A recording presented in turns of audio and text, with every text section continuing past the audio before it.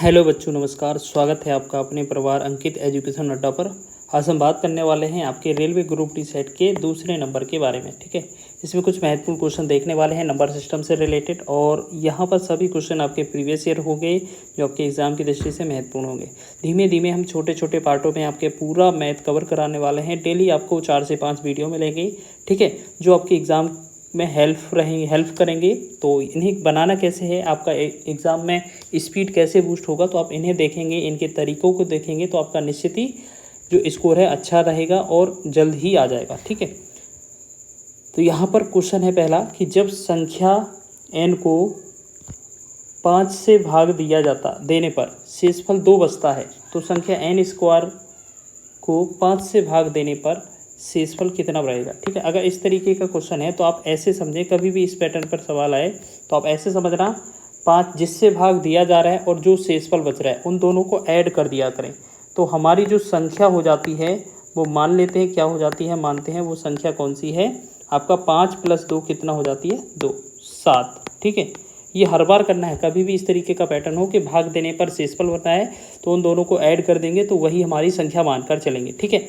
अब मान लेते ये हमारी संख्या है। अब क्वेश्चन में क्या बोला है, संख्या का n स्क्वायर 5 से भाग देने पर कितना बनेगा, तो संख्या हमारी 7 है। अगर ये n बराबर 7 है, इसका n स्क्वायर कितना होगा, तो आपको पता है n स्क्वायर करेंगे तो ये 7 का वर्ग कितना हो जाएगा, 49 हो जाएगा। ठीक, 49 को हमें 5 से भाग करना है। ठीक, 49 को 5 से भाग करना है और हमें बताना क्या है, शेषफल। तो देखिएगा, 5 से भाग करेंगे 49 को तो 5 × 45 हो जाएगा।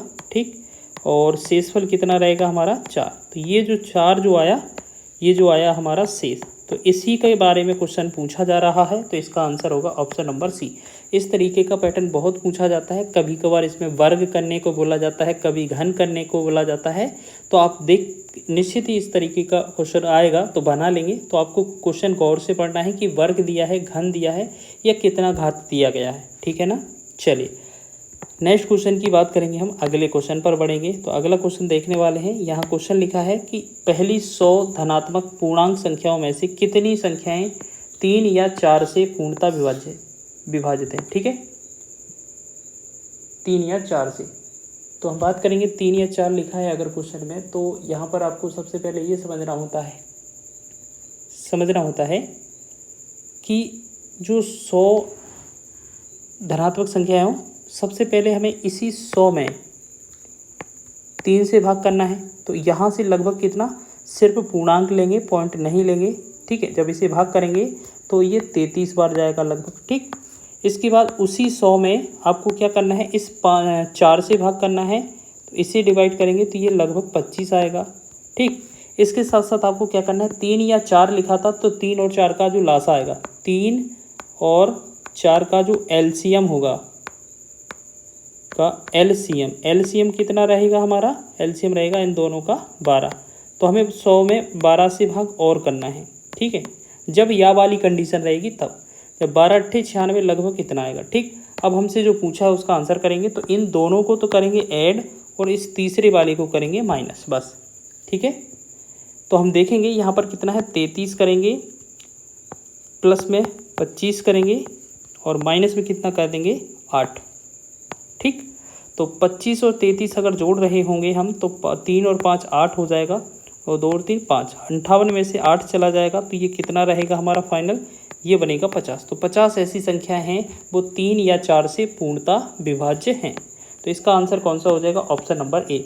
इस तरीके का प्रश्न बनता है, तो इस वजह से आपको ये ध्यान रखना है कि क्या पूछा जा रहा है क्वेश्चन में, या लिखा है कि नहीं लिखा है। ठीक है ना, चलिए अगला क्वेश्चन है हमारा, 1 और 700 के बीच कितनी संख्याएं हैं जो 17 से पूर्णतः विभाजित है। अगर क्वेश्चन में बीच लिखा है तो हमें क्या करना है, ये आपका 1 से लेकर कितना, 1 यहाँ से 2 ऐसे है ना, ऐसे कितना 1 हो गया, फिर आपका 2 ऐसे डॉट डॉट कितना, ये 699 होगा, और ऐसे ही 700 हो जाएगा। अब बोला क्या है आपके क्वेश्चन में कि क्वेश्चन में बोला है बीच का शब्द, तो ना तो हमें इस पहले वाले को लेना है, ना ही लास्ट वाले को लेना है, बीच वाली कंडीशन में। ठीक है, फिर हमें करना क्या है, ये 17 से विभाजित है, तो जो दूसरा वाला वैल्यू दिया है 2, इसमें हमें क्या करना है, 17 से डिवाइड करना है। ठीक, और ये 699 लिखा है, इसमें भी हमें क्या करना है, 17 से डिवाइड करना है। ठीक है, अब हम क्या करेंगे, अगर इसे डिवाइड करते हैं तो बस यहाँ पर हमें पूर्णांक चाहिए, ठीक है। जब 17 का हम 2 में भाग करेंगे तो पूर्णांक एक बार भी नहीं जाएगा तो 0 आ जाएगा।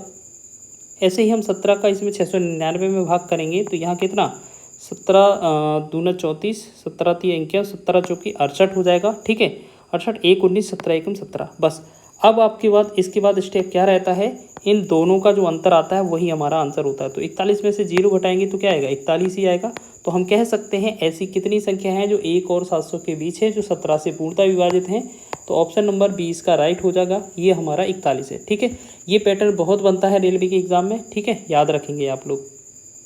नेक्स्ट क्वेश्चन है आपका, ये भी क्वेश्चन बहुत बनता है एग्जाम में।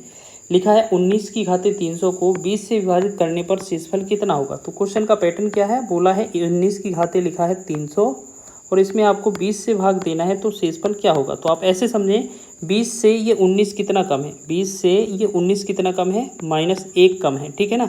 और -1 पर आप कितना पावर जितना लगा हो उतना लगा दिया करें, ठीक है। -1 पर पावर कितना है 300, 300 अगर इसमें 300 बार करेंगे तो ये एक सम नंबर है, सम बार में ये 1 का प्लस का आंसर हो जाता है, ठीक है। अगर इसमें विषम बार होता तो -1 आता, लेकिन उस स्थिति में हमें ऐसा नहीं करना है, तो उसमें थोड़ा चेंजेस होता है, ठीक। तो ये चीज़ याद रखेंगे। चलिए, तो इतना समझ रहे हैं आप, ये हो गया, ठीक है। तो इसमें आपका क्या आएगा, आपका ऑप्शन नंबर 20 का राइट हो जाएगा, ठीक है ना। चलिए आगे बढ़ेंगे अगले क्वेश्चन की ओर। चलिए आगे बढ़ते हैं नेक्स्ट क्वेश्चन की ओर। अगला क्वेश्चन देखने वाले हैं हम। नेक्स्ट क्वेश्चन है, बढ़िया है क्वेश्चन, जो कि विभाज्यता पर आधारित है।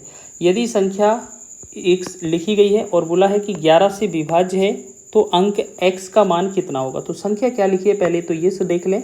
9 3 लिखा है, 2 4 लिखा है, फिर 8 लिखा है, x लिखा है, 6 लिखा है, ठीक।